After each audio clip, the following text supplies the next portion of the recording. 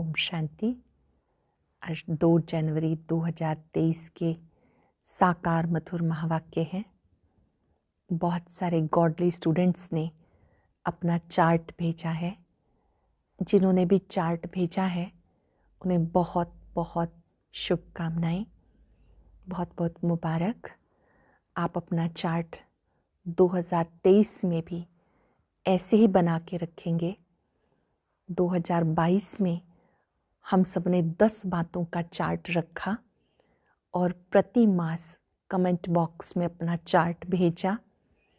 2023 में हम एक चीज़ ऐड करेंगे। पूरे वर्ष के लिए हम अच्छी बात अच्छे शब्दों में ही कहेंगे। हर रोज़ रात को चेक करेंगे, आज के दिन मेरे बोल कैसे रहे। किसी को भी मन वचन कर्म से हमने दुख दिया या अपशब्द बोले तो उसको नोट करेंगे, रिकॉर्ड बनाएंगे कि पूरे वर्ष में एक भी शब्द अपशब्द नहीं बोला, अच्छी बात को अच्छे शब्दों में ही कहा। और 23 मिनट प्रतिदिन एकांत में अवश्य बैठेंगे, अच्छा योग अभ्यास करेंगे। आज की मधुर मुरली में बाबा ने बेहद के सन्यास का महत्व समझाया कि आप बच्चे सच्चे सच्चे राज ऋषि हो। बाबा घर गृहस्थ में रहने वाले बच्चों को कहते हैं, बुद्धि से इस दुनिया से उपराम हो जाओ। वही बेहद के सन्यासी हैं जो दुनिया में रहते हैं, परिवार में रहते हैं, कारोबार करते हैं, लेकिन बुद्धि से उपराम हैं। प्राइज़ उन बच्चों को मिलेगी जो बाबा से पवित्रता की प्रतिज्ञा करते हैं, अंधों की लाठी बनते हैं। 5 विकारों का दान दे देना है, दान देकर वापस नहीं लेना। ऐसे बच्चों को स्वर्ग का पासपोर्ट मिल जाता है। माया से बहुत सावधान रहना है। माया कमज़ोर करने की कोशिश करती है। माया का घुसा ना लगे उसके लिए एक बाबा को बहुत अच्छी तरह से याद करना है। बाबा कहते, मीठे बच्चे मुझे याद करो, आप माया जीत बन जाएंगे। साथ साथ बाबा ने आज याद दिलाया कि दुनिया शोक वाटिका है। आप अशोक वाटिका में चलने की तैयारी कर रहे हो। एक बाप की याद से आप शांति धाम, सुख धाम में चले जाते हो। इस दुख धाम से ममत्व मिटा देना है। सुनते हैं बाबा के मधुर बोल। बाबा कहते, मीठे बच्चे तुम राज ऋषि हो। तुम्हें बेहद का बाप सारी पुरानी दुनिया का सन्यास सिखाते हैं, जिससे तुम राजाई पद पा सको। तुम राज ऋषि हो, तुम्हें बेहद का बाप सारी पुरानी दुनिया का सन्यास सिखाते हैं, जिससे तुम राजाई पद पा सको। क्वेश्चन है, इस समय किसी भी मनुष्य के कर्म अकर्म नहीं हो सकते, क्यों? इस समय किसी भी मनुष्य के कर्म अकर्म नहीं हो सकते, क्यों? क्योंकि सारी दुनिया में माया का राज्य है। सब में 5 विकार प्रवेश हैं। इसलिए मनुष्य जो भी कर्म करते हैं वो विकर्म ही बनता है। सत्युग में ही कर्म अकर्म होते हैं, क्योंकि वहाँ माया होती नहीं। सत्युग में ही कर्म अकर्म होते हैं, वहाँ माया होती नहीं। दूसरा प्रश्न है, किन बच्चों को बहुत अच्छी प्राइज़ मिलती है? किन बच्चों को बहुत अच्छी प्राइज़ मिलती है? जो श्रीमत पर पवित्र बन अंधों की लाठी बनते हैं, कभी 5 विकारों के वश हो, कुल कलंकित नहीं बनते। उन्हें बहुत अच्छी प्राइज़ मिल जाती है। अगर कोई बार बार माया से हार खाते हैं तो उनका पासपोर्ट ही कैंसिल हो जाता है। अगर कोई बार बार माया से हार खाते हैं तो उनका पासपोर्ट कैंसिल हो जाता है। गीता है, ओम नमो शिवाय। ओम शांति। सबसे ऊंचे परम पिता परमात्मा अर्थात परमात्मा, वो है रचयिता। पहले ब्रह्मा विष्णु शंकर को रचते हैं, फिर आओ अमरलोक में, वहाँ है श्री लक्ष्मी नारायण का राज्य, सूर्यवंशी का राज्य, चंद्रवंशी का नहीं, ये कौन समझा रहे हैं? ये सारी बातें कौन समझा रहे हैं? ज्ञान का सागर। मनुष्य मनुष्य को कभी समझा ना सके।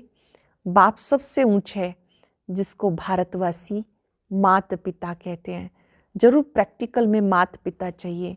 गाते हैं तो जरूर कोई समय हुए होंगे। तो पहले पहले ऊंचते ऊंचे वो निराकार परम पिता परमात्मा, बाकी तो हर एक में आत्मा है। आत्मा जब शरीर में है तो दुखी व सुखी बनती है। ये बड़ी समझने की बातें हैं। ये कोई दंत कथाएं नहीं, बाकी जो भी गुरु गोसाई आदि सुनाते हैं वो दंत कथाएं हैं। अब भारत नरक है, सतयुग में इसको स्वर्ग कहा जाता। लक्ष्मी नारायण राज्य करते थे, वहाँ सब सौभाग्यशाली रहते थे, कोई दुर्भाग्यशाली थे ही नहीं, कोई भी दुख नहीं था। यह है पाप आत्माओं की दुनिया। भारतवासी स्वर्गवासी थे, लक्ष्मी नारायण का राज्य था। श्री कृष्ण को सब मानते हैं। देखो इनको 2 गोले दिए। श्री कृष्ण की आत्मा कहती, अब मैं नरक को लात मार रहा हूँ, स्वर्ग हाथ में ले आया हूँ। पहले कृष्णपुरी थी, अब कंसपुरी है। इसमें वह श्री कृष्ण भी है। इनके 84 जन्मों के अंत का ये जन्म है, परंतु अब वो श्री कृष्ण का रूप नहीं है। ये बाबा बैठ समझाते, बाबा आकर भारत को स्वर्ग बनाते। अब नरक है, फिर स्वर्ग बनाने आए हैं। ये पुरानी दुनिया है। जो नई दुनिया थी अब वो पुरानी है। मकान भी नए से पुराना होता, आखिरी तोड़ने लायक हो जाता है। अब बाबा कहते मैं बच्चों को स्वर्गवासी बनाने के लिए राजयोग सिखाता हूँ। तुम हो राज ऋषि, राजाई प्राप्त करने के लिए तुम सन्यास करते हो विकारों का। वह हद के सन्यासी घर बार छोड़ जंगल में चले जाते, परंतु वह फिर भी पुरानी दुनिया से सन्यास करते हैं। बेहद का बाप तुम्हें नर्क का सन्यास कराते हैं और स्वर्ग का साक्षात्कार कराते हैं।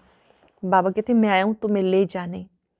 तुम सबको कहते हैं कि तुम अपने जन्मों को नहीं जानते हो। बाबा कहते आप अपने जन्मों को नहीं जानते हो। ये तो ज़रूर है, जो जैसा कार्य करेगा अच्छा व बुरा उस संस्कार के अनुसार जाकर जन्म लेंगे। कोई साहूकार, कोई गरीब, कोई रोगी, कोई तंदुरुस्त बनते हैं। ध्यान से समझेंगे, कोई साहूकार, कोई गरीब, कोई रोगी, कोई तंदुरुस्त बनते हैं। ये अगले जन्मों के कर्मों का हिसाब। कोई तंदुरुस्त है तो जरूर आगे जन्म में हॉस्पिटल आदि बनाए होंगे। दान पुण्य जास्ती करते हैं तो साहूकार बनते हैं। नरक में मनुष्य जो भी कर्म करते जरूर विकर्म ही बनेंगे, क्योंकि सभी में 5 विकार हैं। अब सन्यासी पवित्र बनते हैं, पाप करना छोड़ देते हैं, जंगल में जाकर रहते हैं, परंतु ऐसे नहीं कि उनके कर्म अकर्म होते हैं। बाबा समझाते इस समय है माया का राज्य, इसलिए मनुष्य जो भी कर्म करेंगे वो पाप ही होंगे। सतयुग त्रेता में माया होती नहीं, इसलिए कभी विकर्म नहीं होते, ना दुख होगा। इस समय एक तरफ है रावण की जंजीरें, एक तरफ रावण अर्थात 5 विकारों की जंजीरें, फिर भक्ति मार्ग की जंजीरें। जन्म जन्मांतर धक्के खाते आए। बाबा कहते हमने आगे भी कहा था कि इन जप तप आदि से मैं नहीं मिलता, मैं आता ही तब हूँ जब भक्ति का अंत होता है। भक्ति शुरू होती है द्वापर से। मनुष्य दुखी होते तब याद करते हैं। सतयुग त्रेता में है सौभाग्यशाली, यहाँ है दुर्भाग्यशाली। रोते पीटते रहते हैं, अकाले मृत्यु होता रहता। बाबा कहते मैं आऊँगा तब जब नरक को स्वर्ग बनाना है। भारत प्राचीन देश है, जो पहले थे उनको ही अंत तक रहना है। 84 का चक्र गाया जाता। गवर्नमेंट जो त्रिमूर्ति बनाती है उसमें होना चाहिए ब्रह्मा विष्णु शंकर, परंतु जानवर लगा देते हैं। बाप रच्यता का चित्र है नहीं और नीचे चक्र भी लगाया। वो समझते चरखा है, परंतु है सृष्टि चक्र। अब चक्र का नाम रखा अशोक चक्र। अब तुम इस चक्र को जानने से अशोक बन जाते हो। बाबा ने जो चक्र समझाया, इसको जान लेने से आप अशोक बन जाते हो। बात तो ठीक है, सिर्फ उलट पुलट कर दिया। तुम इस 84 के चक्र को याद करने से चक्रवर्ती राजा बनते हो 21 जन्मों के लिए। इस दादा ने भी 84 जन्म पूरे किए। ये श्री कृष्ण का अंतिम जन्म है। इनको बाबा बैठ समझाते वास्तव में तुम सबका अंतिम जन्म है। जो भारतवासी देवी देवता धर्म के थे, उनके पूरे 84 जन्म। अभी सबका चक्र पूरा होता है। ये तुम्हारा तन छीछी हो गया, ये दुनिया ही छीछी है, इसलिए तुम इस दुनिया से संन्यास कराते हैं। ये तन भी छीछी हो गया, इसलिए बाबा संन्यास कराते। इस कब्रिस्तान से दिल नहीं लगानी है। अब बाप और वर्षे से दिल लगाओ। तुम आत्मा विनाशी हो, शरीर विनाशी है। मुझे याद करो तो अंत मते सुगति हो जाएगी। गायन भी है, अंत काल जो स्त्री सिमरे। अब बाबा कहते अंत काल जो शिव बाबा सिमरे वो नारायण पद प्राप्त कर सकता है। अंत काल जो शिव बाबा को याद करते हैं तो वो श्री नारायण का पद प्राप्त करते। नारायण पद मिलता है सतयुग में। बाप के सिवाय ये पद कोई दिला ना सके। ये पाठशाला है मनुष्य से देवता बनने की। पढ़ाने वाला बाप है जिसकी महिमा सुनी, ओम नमः शिवाय। जानते हम उनके बच्चे बन गए। जिसकी महिमा गा रहे हैं उसके अब हम बच्चे बन गए, वर्षा ले रहे हैं। अब तो मनुष्य मत पर नहीं चलते। मनुष्य मत पर चलने से सब नरकवासी बन गए। शास्त्र भी मनुष्यों के गाए हुए हैं अथवा बनाए हुए हैं। सारा भारत इस समय धर्म भ्रष्ट कर्म भ्रष्ट बन गया। देवताएं तो पवित्र थे। अब बाबा कहते हैं अगर सौभाग्यशाली बनना चाहते हो तो पवित्र बनो। प्रतिज्ञा करो, बाबा हम पवित्र बन आपसे पूरा वर्षा लेंगे। ये तो पुरानी पति दुनिया खत्म होने वाली है। लड़ाई झगड़ा क्या क्या लगा पड़ा है, क्रोध कितना है, बॉम्ब्स कितने बड़े बड़े बनाए, कितने क्रोधी लोभी हैं। वहाँ श्री कृष्ण कैसे गर्भ महल से निकलते हैं सो बच्चों ने साक्षात्कार किया है। यहाँ है गर्भ जेल, बाहर निकलने से माया पाप कराने लगती है। वहाँ गर्भ महल से बच्चा निकलता है, रोशनी हो जाती है, बड़े आराम से रहते हैं। गर्भ से निकला, दासियाँ उठा लेती हैं, बाजे बजने लगते हैं। यहाँ और वहाँ में कितना फर्क है। कलयुगी दुनिया में सतयुगी दुनिया में कितना फर्क है। अब तुम बच्चों को 3 धाम समझाए। शांति धाम से आत्माएं आती हैं। आत्मा तो स्टार मिसल है जो भ्रिकुटी के बीच में रहती है। आत्मा में 84 जन्मों का अविनाशी रिकॉर्ड भरा हुआ है। ना ड्रामा कभी विनाश होता, ना एक्ट बदली हो सकता। ये भी वंडर है। कितनी छोटी आत्मा में 84 जन्मों का पार्ट बिल्कुल एक्यूरेट भरा हुआ है। ये कभी पुराना नहीं होता, नित्य नया है। हूबहू आत्मा फिर से अपना वही पार्ट शुरू करती है। अब तुम बच्चे आत्मा सो परमात्मा नहीं कह सकते। हम सो का अर्थ बाप ही यथार्थ रीति समझाते हैं। वो तो उल्टा अर्थ बना देते, या तो कहते अहम ब्रह्मास्मि, हम परमात्मा हैं माया को रचने वाले। अब वास्तव में माया को रचा नहीं जाता। माया है 5 विकार। वह बाप माया को नहीं रचते। बाप तो नई सृष्टि रचते हैं। मैं सृष्टि रचता हूँ ये और कोई नहीं कह सकते। बाबा नई सृष्टि रचते हैं, ये बात कोई और नहीं कह सकता। बेहद का बाप एक है। ओम का अर्थ बच्चों को समझाया गया। आत्मा है ही शांत स्वरूप, शांति धाम में रहती है। परंतु बाप है ज्ञान का सागर, आनंद का सागर। आत्मा की ये महिमा नहीं गाएंगे।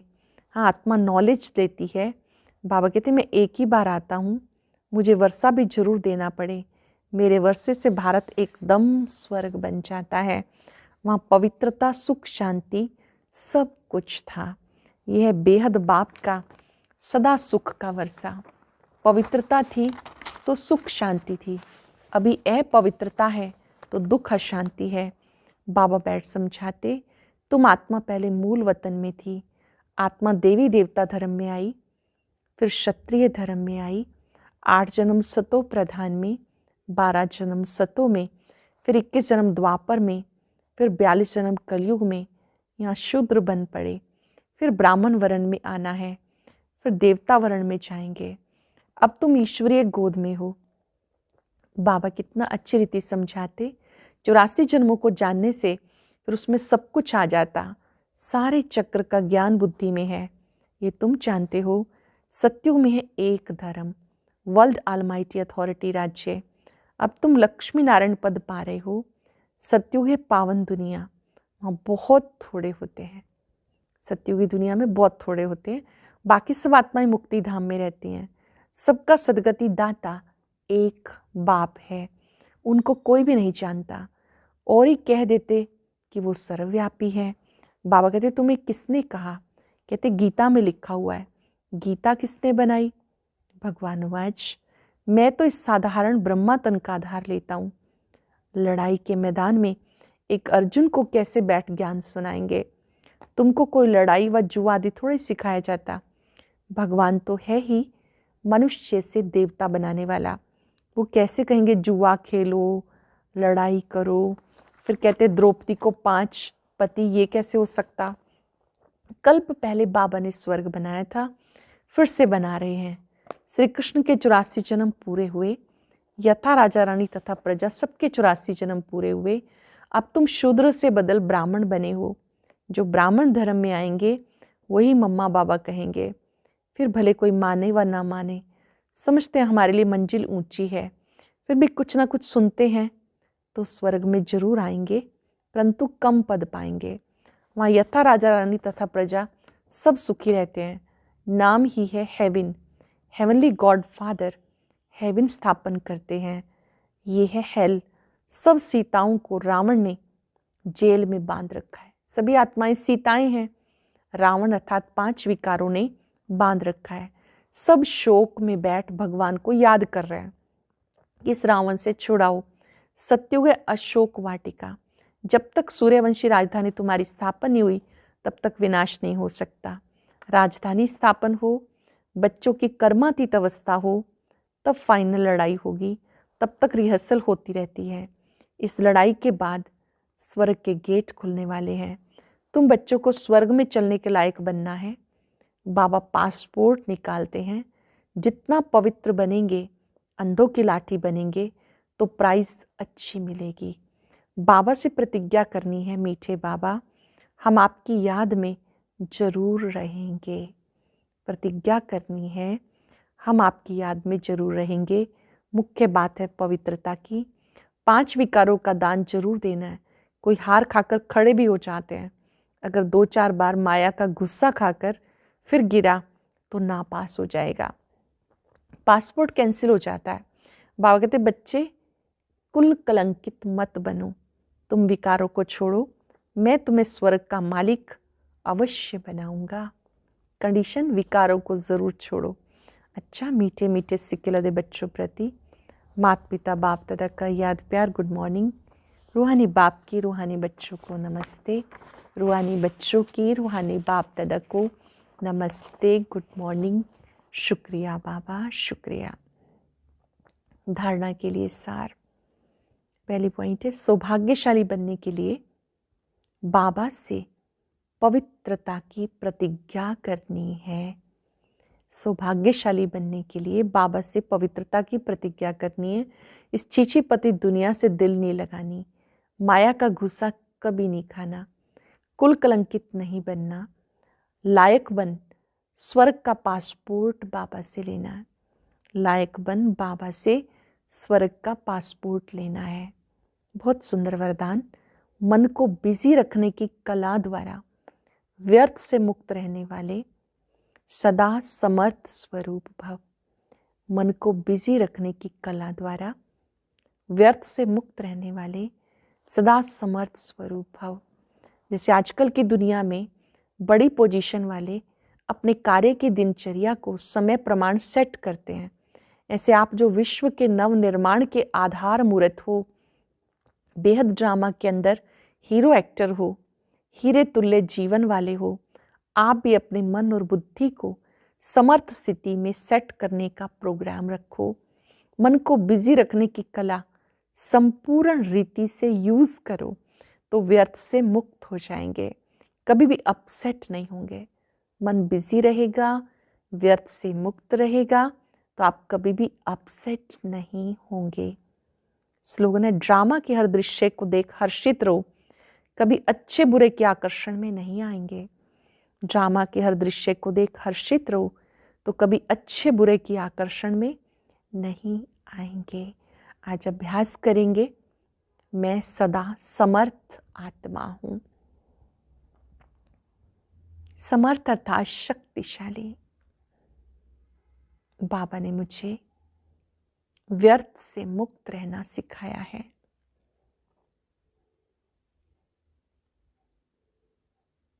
मन बुद्धि को अच्छी तरह से बिजी रखने वाले ही, समर्थ में बिजी रखने वाले ही व्यर्थ से मुक्त रहते हैं।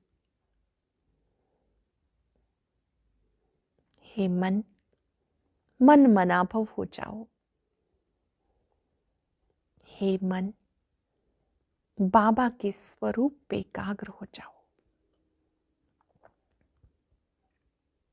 अपने मन को स्वयं बिजी रखते हुए मैं आत्मा व्यर्थ से मुक्त हो गई हूं।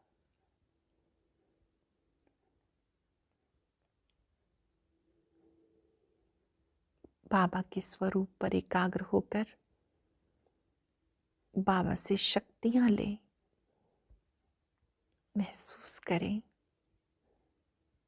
मैं समर्थ आत्मा हूं, व्यर्थ से मुक्त हूं।